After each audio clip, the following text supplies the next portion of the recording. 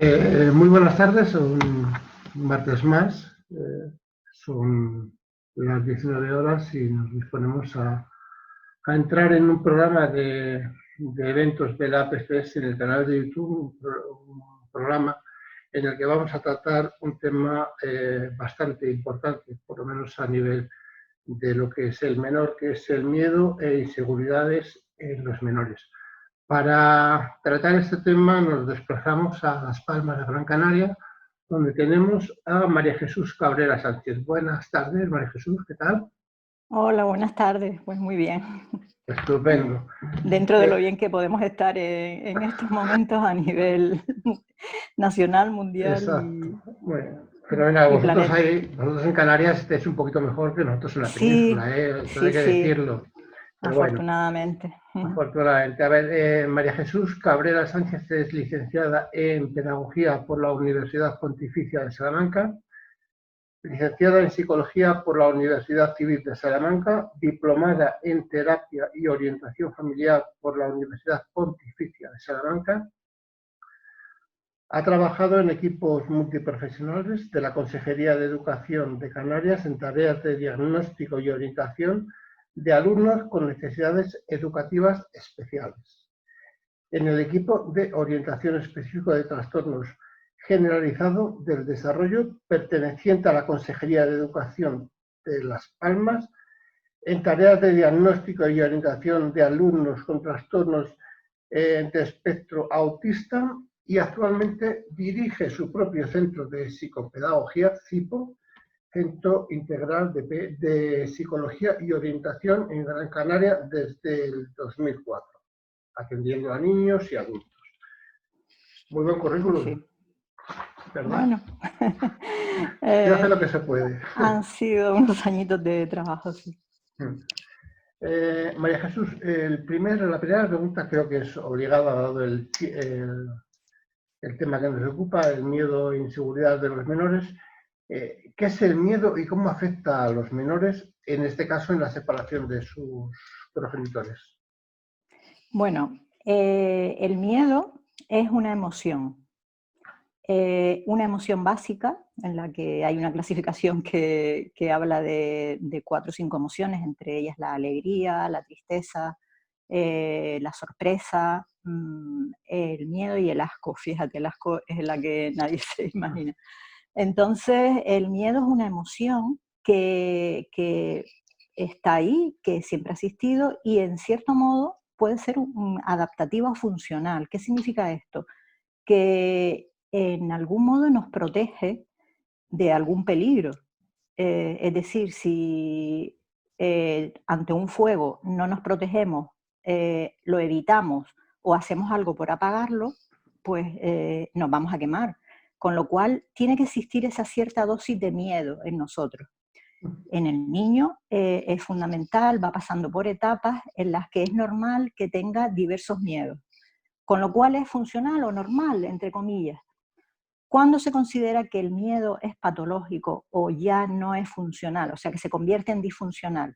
Cuando ya ese miedo no lo podemos gestionar, no lo podemos controlar y causa un deterioro o bien a nivel cognitivo o emocional o incluso físico. Entonces ahí sí que ya podemos hablar que el miedo no es una emoción adaptativa, digamos, y no, evolutiva en el desarrollo del niño.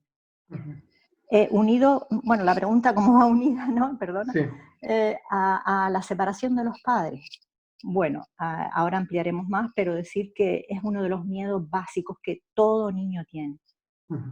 Digamos, un miedo a que papá y mamá se separen y yo como niño me sienta o niña abandonado, abandonada. Uh-huh. ¿La edad del menor influye a la hora de tener miedo?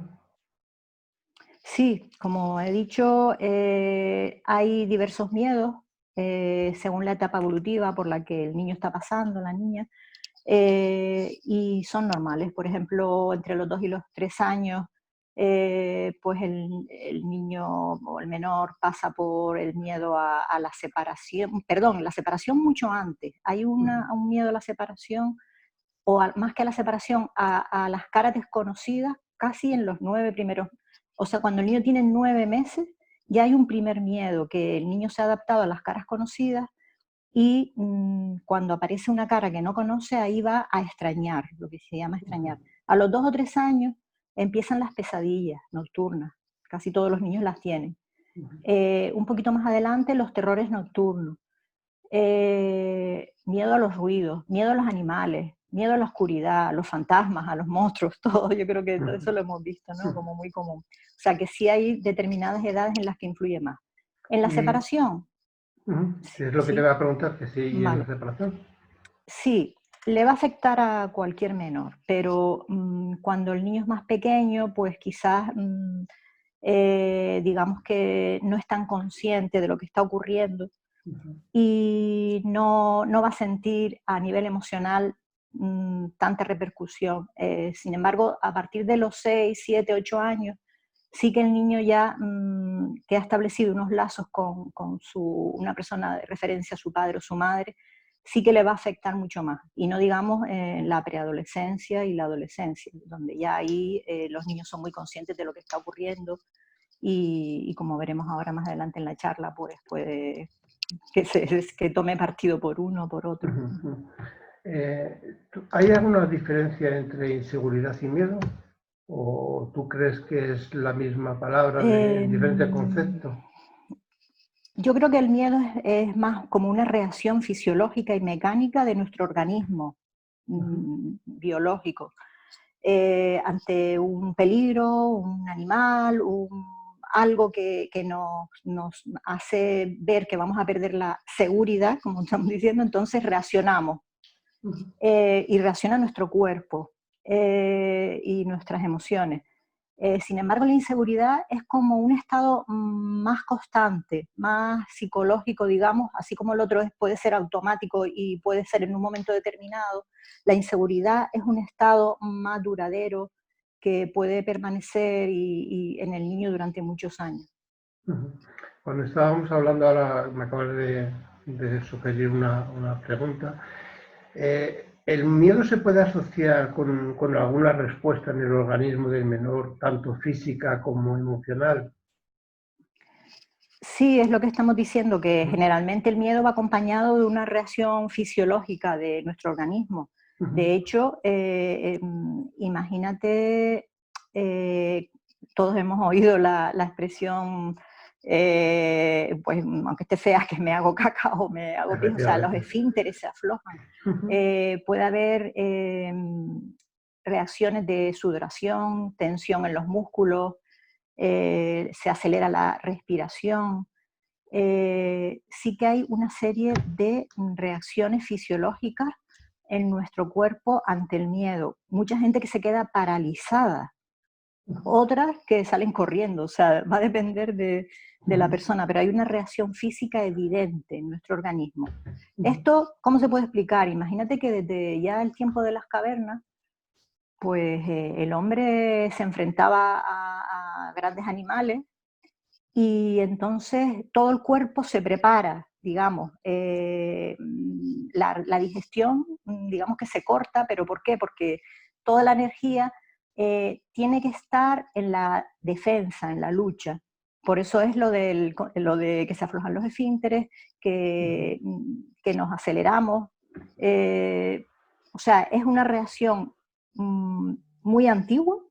ujú, ¿Y cuál es el problema? Que hoy en día pues sigue la misma reacción que de aquel hombre primitivo, a ujú, pesar de que a veces los miedos son ficticios e irracionales. O sea, ujú, a veces no tenemos un miedo lógico y racional, pero nuestro cuerpo va a, digamos, reaccionar de la misma forma que si ese miedo fuera real. ujú, Y luego a nivel emocional, pues por supuestísimo, a nivel emocional, un miedo que se mantiene en el tiempo puede crear efectos en el menor graves como un poco de depresión, tristeza, irritabilidad, nerviosismo, ujú, baja el rendimiento escolar, puede reaccionar diferente a sus padres, a sus hermanos. ujú. Evidentemente hay una reacción emocional bastante Vale. grave.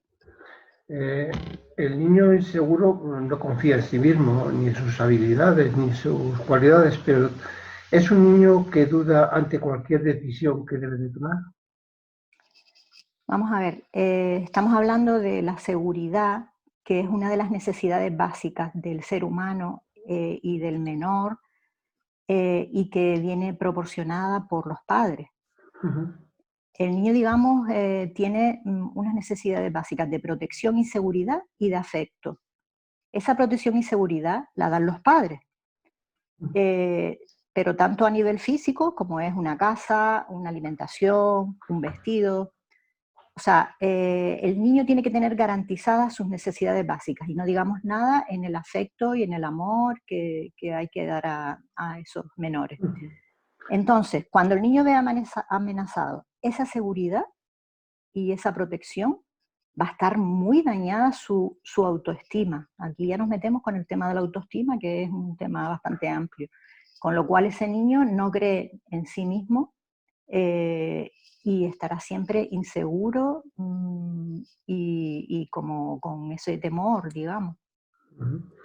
¿En quién crees tú, María Jesús, que se puede apoyar el menor cuando tiene miedo? ¿Más en la figura del padre, más en la figura de la madre? Depende de si es niño, si es niña, si hay un complejo de Edipo, no lo hay. ¿Se puede unir un poco todo, de alguna manera? Sí, vamos a ver. Las cosas han cambiado bastante, ¿no? Bastante en la sociedad actual y hoy en día tanto el padre como la madre ocupan un papel muy importante en la crianza de los hijos. Entonces, sí es verdad que históricamente el papel de la madre como protectora ha estado siempre ahí como esa gallinita que cuida a los polluelos y alimenta. Ujú, Entonces, todavía pues se da el hecho de que quizás el niño va un poquito a ampararse en la madre, pero también es verdad que las cosas han cambiado, que ahora los dos progenitores pues tienen un papel muy activo, creo yo, que están cambiando las cosas y tienen un papel activo los dos en la protección. Y así como la madre ha tenido siempre ese papel de protectora, ujú, el padre siempre ha tenido un papel de fuerte y de valiente, es el héroe. Entonces va a depender de qué relación ha tenido ese menor con su madre, con su padre desde pequeñito. O sea, que no podemos tampoco ahora decir ujú, actualmente, pues el padre o la madre. Yo creo que va a depender de cómo ha sido esa crianza, ese apego que se ha creado y se ha generado. ujú. El miedo del menor a querer haber hecho mal las cosas puede tener algún nexo de unión con la culpabilidad de creerse el culpable de la separación de los padres. En una separación, el niño o la niña pues no van a entender muy bien qué es lo que está pasando. Si ya es un poco más mayor, adolescente, pues sí, habrá visto cosas que le hacen pensar que puede ser un asunto de los padres. Pero un niño pequeño no tiene esa conciencia. Con lo cual, si delante de él se han dado agresiones verbales, físicas, ha oído muchas discusiones y se ha empleado un lenguaje explícito o implícito. ¿Qué quiere decir eso? Es decir, a veces el niño oye, pues yo no, yo soy sola la que llevo todo el peso, la que estoy educando y esto es un peso muy grande para mí, este niño es un peso para mí, no puedo más. O sea, ese tipo de lenguaje verbal el niño lo va captando. Ujú, Entonces, efectivamente, en el momento de la separación se va a sentir culpable de que esas discusiones entre papá y mamá sean por mi culpa o porque ya mi madre ya no puede más conmigo, o mi padre no sabe qué hacer conmigo, o ujú, porque yo he hecho alguna conducta o he tenido malas notas, a lo mejor he oído una discusión en casa porque uno piensa de una manera y otro piensa de otra. Entonces, el niño siempre va a pensar con su pensamiento todavía ilógico e irracional, pues que es culpable, sí. Eso se ujú. da muy frecuentemente. ¿Tú crees que se aprende el miedo? Sí, evidentemente. Ujú, La mayoría de los miedos de los niños son una imitación o un contagio del miedo que transmiten los padres, la madre o el padre.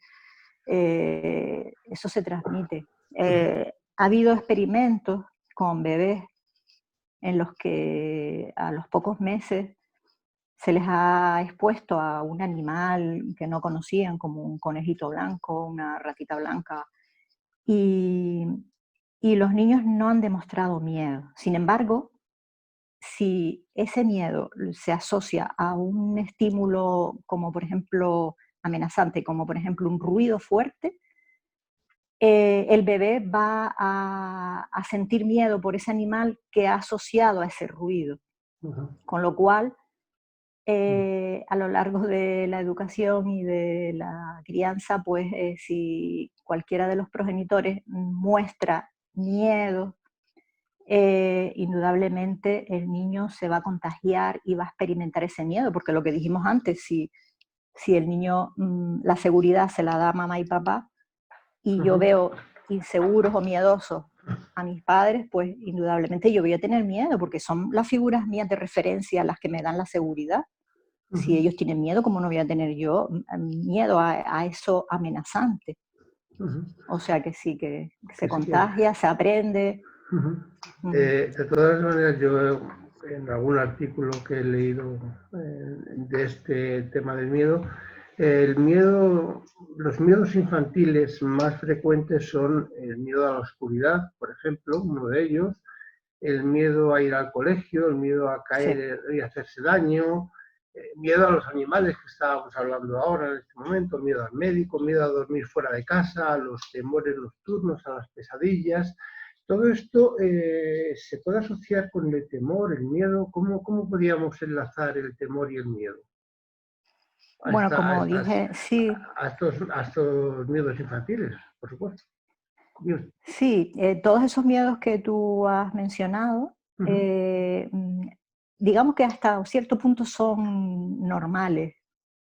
Hay etapas evolutivas por las que el menor pasa y va pasando por esos miedos, casi inevitablemente. Pero son temporales. Cuando se convierte digamos, en no adaptativo, no evolutivo, patológico, cuando persisten en el tiempo o cuando no corresponde a la edad evolutiva del niño. ¿Sabes? Vamos a suponer que el niño, hay una edad en la que tiene pesadillas y miedo a la oscuridad. Si el menor continúa con ese miedo hasta la adolescencia o cuando es mayor, indudablemente ahí ya no estamos hablando de un miedo evolutivo, estamos hablando ya de un miedo patológico que es un temor generalizado. Y luego la palabra temor yo la emplearía más para ese estado continuo que experimenta el niño ante circunstancias. No hay un miedo lógico racional que puedas explicar a veces. O sea, no es, ves un perro, un animal, o en este momento la oscuridad me causa miedo, sino que el temor es ya más como un estado psicológico continuo ante una situación amenazante, como puede ser, pues eso, que veas riesgo de separación en tus padres, que veas agresión verbal o física. Entonces ya sí se crea un temor. Y no digamos, pues no sé, esto cuando ya se convierte en fobia o en ansiedad generalizada. Entonces ya ahí pues sí que hay que recurrir a otra serie de medidas para, sí, dentro para de solucionarlo. lo que hablábamos de las causas de las inseguridades de los menores y tal, hay una que me choca mucho, que es la comparación entre hermanos y los celos no superados. ¿Cómo podríamos ayudarle los padres a estos menores? Como tú bien dijiste antes, la inseguridad en el menor causa un problema muy grande de autoestima. Y en los celos, en la raíz de los celos, generalmente hay una sensación de yo no valgo, una sensación de inferioridad y de baja autoestima. Y entonces me tengo que comparar. Me comparo con el otro, con el hermano o con el amigo o con el compañero de clase. Y ahí vienen los celos. Entonces, es muy importante que los padres, los progenitores, den a cada niño la estima que necesita, el refuerzo, la valoración que cada niño necesita y no hacer comparaciones con los hermanos, crear una personalidad y una autoestima fuerte para que ese niño se valore a sí mismo. Ujú. Y eso no consiste en estar todo el día diciéndole lo guapo que eres y lo inteligente que eres, Por supuesto. sino en darle herramientas para que ese niño sepa que él se vale por sí mismo, que él es capaz y que tiene muchos valores y Ujú, que en esos valores está el ser persona, digamos. ujú. ¿Tú crees, María Jesús, que el miedo se puede somatizar de alguna manera en la caída del cabello, en el fracaso escolar, cuando el chaval es un poquito más mayor, pues en ataques a sus compañeros en el colegio? ¿De alguna manera se puede somatizar el miedo? Sí, es lo que estábamos diciendo antes, Ujú, que hay una serie de reacciones fisiológicas y biológicas, ujú, emocionales e incluso a nivel intelectual también. ujú, También se han hecho estudios con bebés que han sido abandonados, que se han educado los primeros años en instituciones ujú, y no han tenido ese abrazo materno, ese afecto, ese contacto físico con cualquiera de sus dos padres, no necesariamente con su madre. Eh, y se ha demostrado que sus cerebros se han desarrollado de forma diferente a un niño que sí ha recibido ese afecto. ujú, Su cerebro es más pequeño. eh, Generalmente tienen problemas luego de aprendizaje, problemas de hiperactividad, eh, y retraso cognitivo. ujú, Imagínate la influencia que puede tener la seguridad y el afecto de los progenitores hacia los niños. ujú, Sí que se somatiza. ujú. ¿El miedo se contagia o se transmite? O las dos cosas. Bueno, porque yo creo que un poco lo contesté antes, ¿no? Sí. Que se contagia, evidente. O sea, lo vemos, ¿no? En cualquier situación que hemos Ujú, tenido, pues no sé, ante un peligro, ujú, y hay alguien que empieza a gritar, probablemente nos vamos a asustar y se nos va a contagiar el miedo. Yo pongo un ejemplo muy gracioso, que aquí en Canarias, casi todos los canarios y canarias, no solo mujeres, ujú, tenemos un miedo muy, muy generalizado todos, que no sé ujú. si tú sabes cuál es, que es a las cucarachas. A las cucas Eh, bolonas. Sí, porque hay unas Eso es. cucarachas muy grandes, en un color marrón y vuelan. Entonces, no sé, todas nuestras madres y yo creo que muchos padres nos han transmitido la reacción física ante una cucaracha Ujú, y, y yo creo que casi todos los canarios y canarias, o sea, ujú. femenino y masculino, le Sí, tenemos sí. pánico a las cucarachas. Y entonces es curioso. ¿Por qué? Pues porque nos lo han transmitido nuestras madres, Ujú, sobre ujú. todo. ¿Tú crees que la mentira en el menor es un mecanismo de defensa del miedo? Y te pongo un ejemplo. Miente porque tiene miedo a que le regañen. Sí, la mentira generalmente es por dos razones. Una, para evitar, o sea, es una evitación, evitar algo, es decir, evitar un castigo, como lo que tú estás diciendo, Ujú, evitar un castigo, evitar algo. Y lo segundo es para conseguir algo.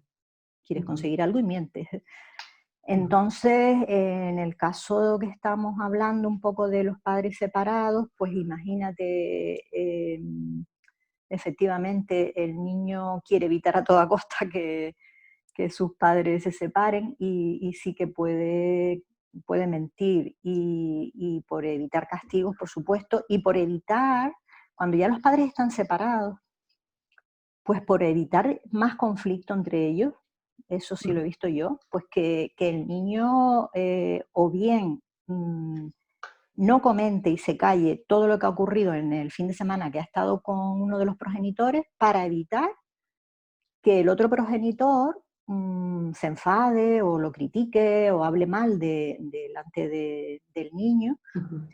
y el niño, pues entonces sí que ahí miente, y no digamos, bueno, pues cuando uno de estos progenitores ya es el que miente y le transmite esas mentiras al menor, y creando, como tú bien dijiste antes, el síndrome de alienación. O sea, es bastante problemático este tema, influye muchísimo y es muy dañino para el menor, muy dañino.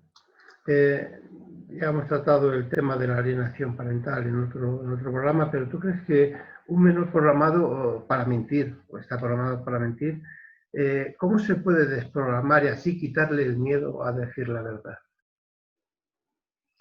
Bueno, cuando están las dos partes un poco, digamos, en Conflicto, vamos litigio a decirlo y así. en conflicto, eh, es muy difícil. ¿Por qué? Porque el niño va a ser leal a las dos partes. O sea, los padres se separan y esa criatura está como dividida. Hay unas leyes que se considera la familia como un sistema, y en esa consideración sistémica de la familia hay una serie de órdenes o de leyes, y una de ellas es la de la lealtad incondicional. ¿Qué quiere decir eso? El niño, en su inconsciente, no te digo de forma consciente, por mucho que haya visto negativo en una parte o en otra, su inconsciente va a tener como un amor ciego. Es una lealtad incondicional hacia los dos. Es mi padre y es mi madre. Entonces, le va a causar tanto dolor y tanta incoherencia a nivel, digamos, cerebral, eh, esa ruptura, esos malos comentarios de una parte hacia otra, que no lo puede soportar. Y entonces ahí, pues efectivamente va a mentir y va a hacer lo que sea para mantener contentos a los dos. Entonces, ¿cómo se desprograma eso? Es difícil. Yo me he encontrado mentirosos patológicos ya adolescentes. Cuando es un niño yo creo que es más fácil, pero cuando es un adolescente, lo único que hay que hacer es evitar entre las dos partes mentir al niño, hablarle mal al niño o al adolescente de la otra parte. Eso es como muy básico. Y establecer una confianza con ese menor, para que vea que puede expresarse libremente, que no lo va a castigar ni la otra parte, ni lo voy a castigar yo cuando llegue de la otra casa. Darle confianza para que se abra, para que pueda manifestar sus emociones, sus sentimientos, y que el niño pueda sentirse validado en sus emociones. Entonces hay que dar mucha confianza para eso, y hacerle ver las consecuencias de la mentira también, porque muchas veces esas consecuencias son peores que la mentira en La sí. mentira, sí, Es decir, efectivamente. uh-huh. Tú eres especialista en tratar con niños con educación especial, con autismo y demás. El autismo, en una separación, un crío con autismo, ¿cómo hay que tratarlo? ¿Exactamente igual que a un crío en circunstancias normales o tiene algún mecanismo especial de trabajo? Claro, ¿Puedes explicar? Sí. en este caso hay una dificultad añadida, y es que las personas o los niños con espectro autista tienen una característica que es la invariabilidad, es decir, la invarianza del ambiente se llama. Le cuesta mucho cambiar. Cualquier cambio para él es imposible, no imposible, pero es muy duro. Entonces tú imagínate la dificultad añadida de que ese niño, que tiene que tener una invarianza en el ambiente, unas condiciones de estabilidad, eh, y de los menos cambios posibles, tenga que estar cambiando, por ejemplo, los fines de semana, que va a una casa, que va a otra, sus cosas que las tiene que tener en un sitio y en otro. Pues eso es una dificultad añadida para un niño autista. Entonces los padres ahí tendrán que tener unas consignas muy claras en cuanto a las rutinas de ese niño, que no se le cambien. Generalmente se usan con estos niños una serie de pictogramas o agendas pictográficas para que ellos entiendan esas rutinas, pues tendrán que llevar el mismo sistema en las dos casas.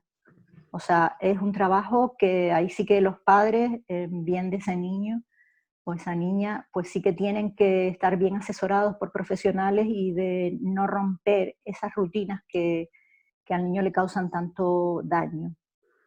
Eh, una pregunta que le hago a tus compañeras, compañeros que traemos al programa de psicología.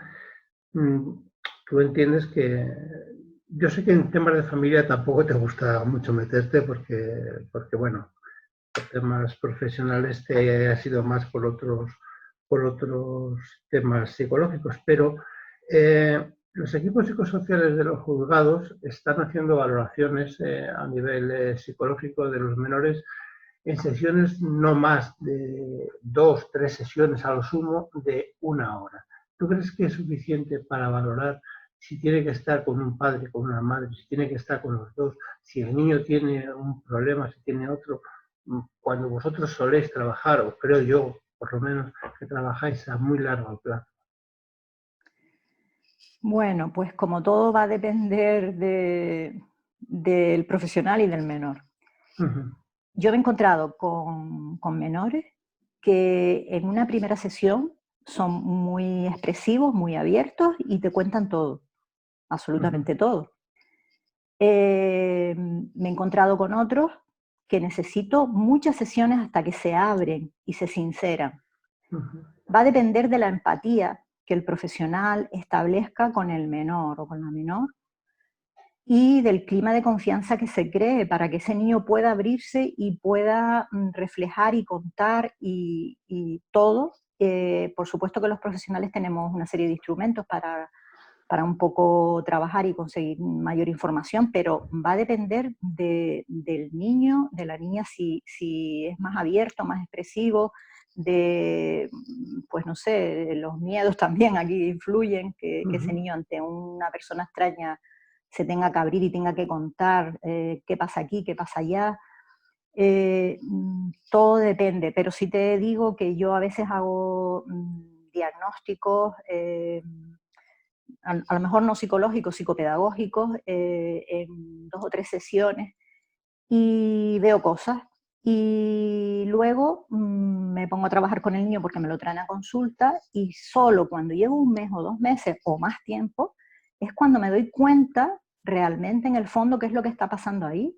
O sea, cuando ya llevo mucho tiempo trabajando con el niño, yo puedo cambiar de opinión en ese diagnóstico que di en esas primeras sesiones y que a veces es certero y a veces no. ¿Por qué? Porque voy conociendo más, no solo al niño, sino todas las circunstancias. Por supuesto que esos profesionales tienen que tener un contexto y unas circunstancias en las que pueda valorar no solo al niño, sino a las dos partes. No puede haber sesgo. Y eso sí es peligroso, ¿no? Que la información esté sesgada de una parte o de otra. Ya estamos prácticamente terminando, pero todavía no hemos hablado del miedo en el adulto. ¿El miedo en el adulto es igual que el miedo en el menor o varía mucho? Los miedos en el adulto son voces que hemos tenido desde la infancia, es decir, generalmente O sea, que son vienen miedos asociados de alguna manera a la infancia. que se han creado, como bien dije antes, pues por dificultades en la infancia, experiencias en la infancia. El niño hasta los 7 años es como una esponjita que capta todo, pero se lo cree todo, porque está con un pensamiento mágico. ¿Qué quiere decir eso? Se lo cree todo. Y si yo me lo creo todo, me voy a creer lo que me dice mi padre, lo que me dice mi madre, lo que me dice el profesor, y me hago una idea de lo que yo soy, de lo que son los demás y de lo que es el mundo. Y entonces eso se llaman creencias. Pero en ese momento, hasta los 7 años, las creencias son irracionales, es decir, son mágicas, porque el niño cree en la fantasía, en Papá Noel, los reyes, y entonces es un mundo mágico. Pero ¿qué pasa? Que esas creencias, de todo lo que me han dicho, si yo las mecanizo, se quedan como inconscientemente en el disco duro de mi cerebro, y cuando soy mayor, se me van a activar ante cualquier amenaza parecida a la que yo tuve durante esa infancia, esa primera infancia. Cualquier peligro que mi cerebro asocie a esa primera infancia, a algo que me amenazó en esa primera infancia, a mí de mayor me va a resultar también un peligro. O sea, mi inconsciente funciona mecánicamente ante eso como una amenaza real. Y se elaboran una serie de creencias irracionales en esa edad que pueden perdurar también cuando soy adulto. Muy bien. ¿Quieres añadir algo más al tema? Algo que tú crees que es importante y que a mí, lógicamente, se me ha pasado porque yo soy un profano en esta materia, pero bueno, cuéntame, dime algo. Bueno, es un poco en relación y es que yo creo que está muy dicho y muy escrito y muy tal en cuanto a los padres, que tengan en cuenta que ellos se separan entre ellos, pero no se separan de la paternidad responsable. Es decir, que yo siempre le explico a los niños que con muñequitos y con ideas que hay como una línea arriba horizontal en la que hay una separación, pero la línea vertical de padres hacia hijos, esa no se rompe nunca, nunca, porque siempre serás el padre, siempre serás hijo o hija, siempre. Ese lazo no se puede romper. Se puede romper el lazo, digamos, afectivo, educativo, pero hay un lazo ahí, genético, que nadie lo va a romper, y que eso se tenga en cuenta, y que el niño no es una mochila que yo puedo cargar con ella para acá y para allá, y en la que le puedo cargar en esa mochila todos mis problemas. O sea, el niño no tiene que ver con eso. Entonces... A mí una de las cosas que más me fastidia, vamos a decir, perdona por la expresión, en este sentido, es que cuando se rompe con el padre o con la madre, se rompe con la familia extensa del padre y de la madre. Es decir, también. no simplemente va asociado con una persona, sino que va asociado con una serie de personas que dices, es que es muy difícil. Hombre, ha habido casos en el que se ha roto con el padre y se está hablando con una hermana del padre, pero es muy pocas veces. Entonces, sí que es cierto que tenemos que tener en cuenta que no son un juguete, no son un juguete para utilizarlos en separaciones, en divorcios, y sobre todo que tenemos que pensar que el menor sufre, y sufre muchísimo. Y sufre mucho en silencio y mucho para él mismo. Y eso, como tú muy bien nos has dicho a lo largo de esta charla, le puede afectar de cara a un futuro, de cara a una adolescencia o de cara a cuando sea mayor, pues a desarrollarse de otra manera muy diferente. Pues hemos llegado prácticamente al final de nuestra charla. Ha sido un placer auténtico. María Jesús, sí, por supuesto que sí. Si quieres añadir algo más, estás a tiempo de podernos decir alguna cosita que tú creas que sea conveniente. Y si no, pues bueno, estos micrófonos los tienes abiertos pues para lo que tú desees. Muchísimas gracias. Algún día, pues... por cierto, antes de que se me pase, en el mes de noviembre vamos a tener un congreso aquí en esa universidad que también conoces muy bien, que es la Universidad Pontificia de Salamanca. Vamos a tener un congreso sobre psicología, a la cual yo a todos nuestros invitados dentro de psicología estoy invitando, y que, por supuesto, pues oye, si quieres o puedes o tienes fechas en tu agenda, pues encantados de poderte saludar y que vuelvas otra vez a revivir tus años de la Universidad de Salamanca. Así que, bueno, pues si muchas quieres, gracias. está a tu disposición. Ya vamos viendo, porque tal y como estamos, pues creo que hay que vivir el día a día y no podemos casi ni mirar la agenda pensando en cómo va a ser esta nueva normalidad que tenemos por delante, pero estaría encantada de volver a Salamanca y a mi universidad. Muy bien, muchísimas gracias a ti, muchísimas gracias. Y a todos ustedes, citarles para el próximo martes, en el que hablaremos del divorcio de mutuo acuerdo. Hasta entonces, suscríbanse a nuestro canal, den like, hagan comentarios y bueno, pues sean lo mejor, lo más felices posibles en esta semana. Un saludo cordial y hasta el próximo martes.